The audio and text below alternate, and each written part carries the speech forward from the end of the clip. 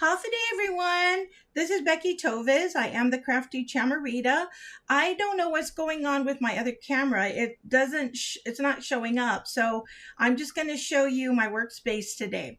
But in any event, whether you're watching me live or you're catching me on the replay, thank you so much for joining me today. I come to you live every Friday. This is my Facebook Friday Live. And then afterwards, I upload it to YouTube. So thank you so much, whether you're watching me live, as I said, or you're catching me on the replay. So today I'm going to be showing you a really fun project, but I gotta admit, in the beginning, I wasn't too sure about it. I was on the fence, and then I started making it, and then I fell in love with it. So let me give you an example of what we're going to be doing. It's called the fan card. So I'll show you one card, and then afterwards I'll show you some other samples. So this is the fan card, and quite obviously it's called that because of these cuts here that make it look like a fan, right? And it's actually not as difficult as you may think to make it. And so hopefully my tutorial today will show you just how easy it is. So we're going to be doing the fan fold using the Encircled with Love stamp set. This is new from the annual catalog, and it works perfectly with our circle punches. All right, so let's go ahead and get started. All right, so what we're going to do first of all is make sure that you have your card base. Let me put the pieces aside because I already kind of pre-cut these. So this is going to be 5.5 by 8.5, the standard cardstock sheet. You cut it in half, and then you're going to score it at 4.25. So let me go ahead and do that now. I had intended to pre-score it, but of course I forgot to do that. And I like to use the Simply Scoring tool because for me it's just more accurate. All right, so I've got my score here. You're going to be using your trimmer a lot for this. Okay, so what I'm going to do is I'm going to go ahead and get my trimmer, and then I'm going to make a mark. So I am going to mark 2.5 inches from this corner. So I'm going to go 2.5 inches in. Now it's important that you measure from this side, from the right corner in, not from the left corner this way. So it took me a few tries to figure out what am I doing wrong, because it's not coming out the right way. And so that's what it ended up being. So I'm just going to put my paper right up against my line here, and here's 2.5. This is where I'm going to mark it off. I'm going to put a little tick mark there at the 2.5, and then I'm going to cut it. So I'm going to put my tick mark in the groove here where the cutter goes, and then I'm going to match it down here in the bottom. Okay, and then I'm going to get my cutter, and I'm going to make sure that my cutter is in the top and that I'm not cutting up towards the corner. You never want to cut where the corners are at, because then you run the risk of the corners crunching a little bit, and you don't want that. So I'm just going to start at the top, and I'm going to make my cut like this. Okay, so now we've got two pieces. We've got the main card base, and we have this piece. So I'm going to put that on the side, because some of the cuts that I'm going to be doing, some of them will keep and some of them we won't. Okay, then I'm going to get my designer series paper. This is from the Kintsugi Inspiration Suite. And by the way, this paper, oh, so gorgeous. This is part of the suite sale going on. So you can buy one, get one for 50% off, right? So to make it easier, I would say buy a designer series paper from one suite and get another designer series paper from another suite, and keep that in its own order. Don't mix it up with the lesser valued items, because the 50% off will be taken off the whatever's the cheapest, right? So when I made my suite order, I broke it down into several orders. I kept the really expensive stuff together, like the DSP, I kept it in one order, and then the other stuff, I kept it in another order. Okay. All right. So what we're going to do here is we're going to do the same thing. We are going to, okay, let me make sure I get this right. Okay. So this is 4 by 5 1/4, and I'm also going to mark it off at the 2.5 inch mark. So I'm going to put my thing here. This is 2.5. I'm going to mark it here. And then I'm going to cut it. So I'm going to put my tick mark right on the groove, and I'm going to match it with the groove down here in the bottom. Hopefully you can see that. See if I can make my screen bigger. Okay. I can't, so. Hi, Trine. Thanks for watching. And I'm going to move my cutter up here in the top so that it's not caught up in the corner. And then I'm going to cut it down. Okay. So this piece I'm going to save, and it's going to go on top of my card base. But before I do that, and let me just do this now with both of them, I'm going to use this eraser. This is the rubber eraser. I really like using those. You know what? Let me move it away from my trimmer so that the excess doesn't get mixed up in the grooves. I just think it makes for a better erase. Gets rid of stuff. This is actually my son's eraser in elementary school. So this eraser, gosh, must be like over 20 years old, I'm guessing. Yeah, over 20 years old. Even has his name on it. See, Jericho A. All right, and then I'm going to save this piece here. No, I'm sorry. I'm not going to need this piece. Okay. Is that right? Yeah. Yep. And I put it in the side. It's not going to match this because, as you can tell, it's almost the same size, right? So I'm going to put this on the side. You can always use it for something else later on. Okay. And now what we're going to do is we're going to get this designer series paper, which is the same one as that one, as what I used first time around. And this is going to be 4 1/4 by 5 inches tall. And you guys have to remember, when you cut, you're going to cut from the top left to the bottom right. Don't go like this. Because in the beginning I was doing that and I was mixing myself up and then it wouldn't fit. So don't do it like that. Okay. Now I've got 2 corners here. So what I'm going to do is make sure that I hold the paper down, and I'm going to put my cutter right in the middle. So it's not going to jam up on either side.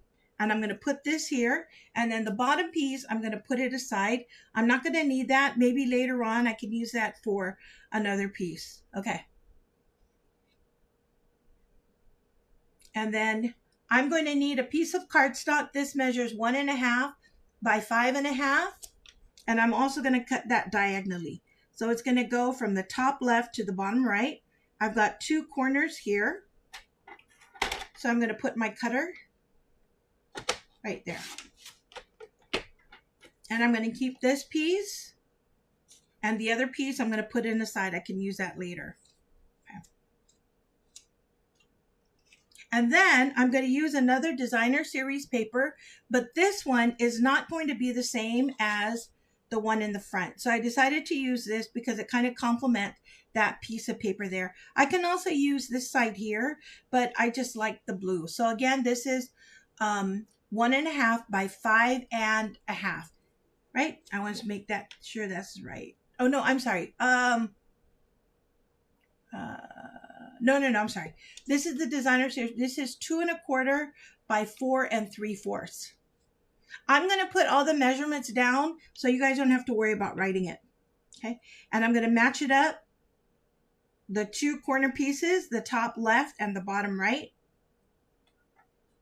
Make sure that whatever side of the DSP you want showing, that's the one that's on the top. Because if you cut it the other way, it might not work. And I'll put my cutter in the middle. It came off the track, so I'm going to do it again. Just going to lift that slightly. And I'm going to use the top piece here, and the bottom piece I'm going to put in the side. So I'm not going to need that. So we have all of our pieces, see? So this one goes over here, and this one goes over here. Okay. All right.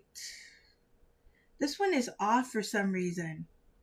You know what? Let me recut this cardstock because I have a feeling maybe I didn't cut that right. I'm just going to grab my Misty Moonlight out here. So this needs to be 1.5 by 5.5.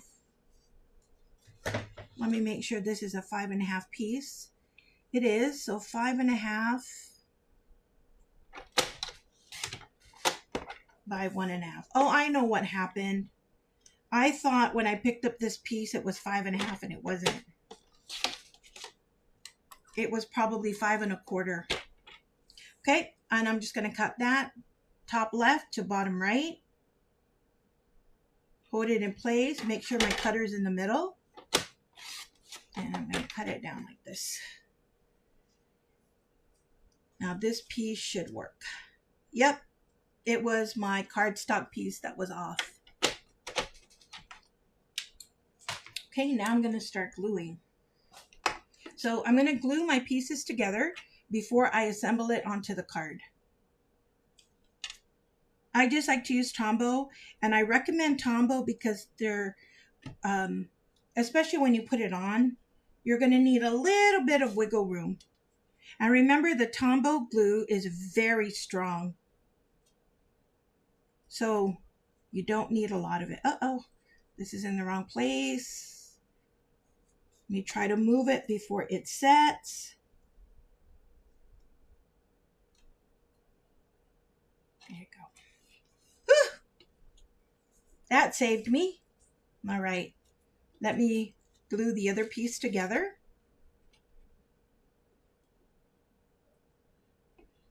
And I'm going to try to get down into this little corner piece, the pointed piece, so that stays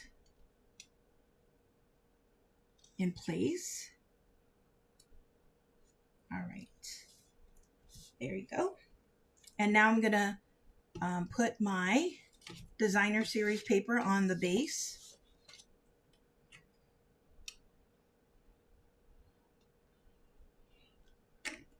And I'm going to put it on like so. See, as you can tell, it's not difficult, right?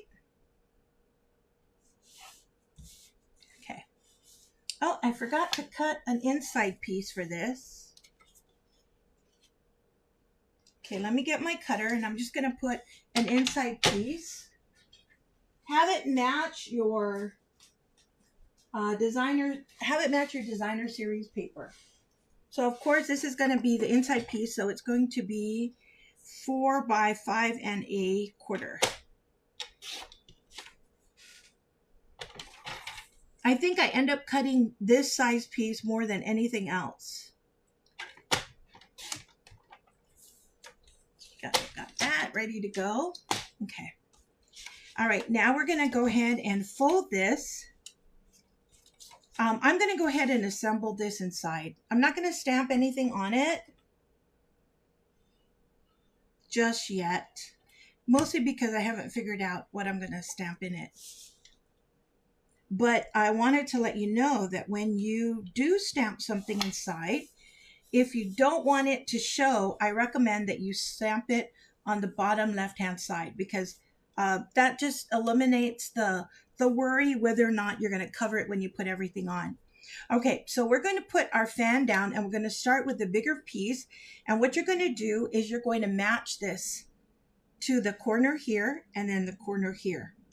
Now you have your choice. You can either use glue to put it together, or you can use dimensionals, right? So one trick, and I'm sorry, I forgot the name of the lady who I learned this from. And I even wrote it down, but I forgot it. I'll give her credit when I adjust it. You can also like turn this over and just put like little tick marks here so that you know what area not to go past. And you can put dimensionals on this. So let me go ahead and do that. I'll put dimensionals for the first layer. I'm not going to make it go right up to the line. I just want an estimation so I know not to go past that line. And because this corner one is kind of thin, I'm going to use my leftover dimensionals. You just cut the sides off so it can make it thinner. And I'm going to put it there.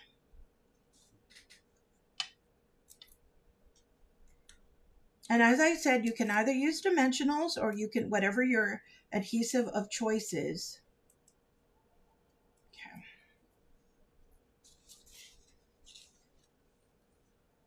Okay. My phone's ringing. Can you guys hear that? I'm going to match it up here. There you go. Match to the corner. And it should be good. The dimensionals are not showing. If you see the pencil marks here and you want to get rid of it, then you can erase it. Okay, it's really easy to come out.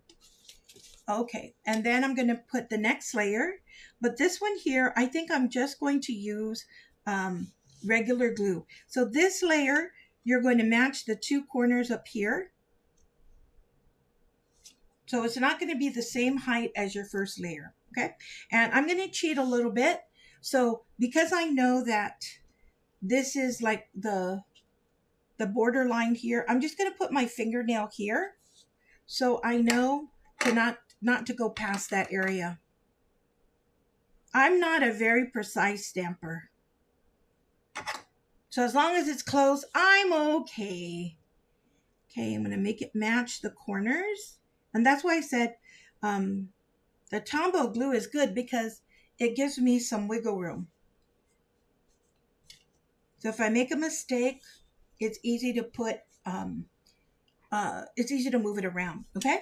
All right, and as I mentioned before, I'm using the Encircled with Love stamp set, and I decided to use the one that says with love. So I'm going to use the coordinating color of Misty Moonlight. You can use anything you want. Just know though that when you use this, there's some that will fit with the smaller circle and some that will fit with the bigger one. So if you want it to be more precise, then kind of measure it first before you stamp it. So like for this one, for example, I used 1 3/4 when I cut the circle and it was too small. So then I changed it to 2. So this circle here is 2, and then this one is 2 1/4.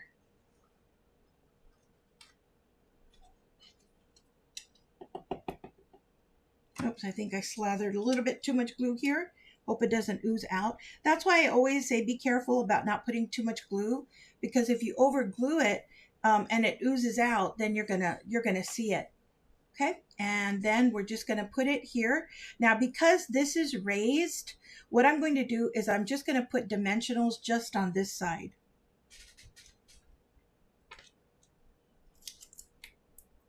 And I put one here and here. That's probably all I can get away with.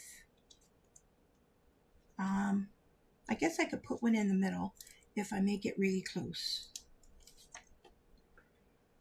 And then I'm going to put glue on this side, so when it touches that, it has extra adhesive to keep it secured.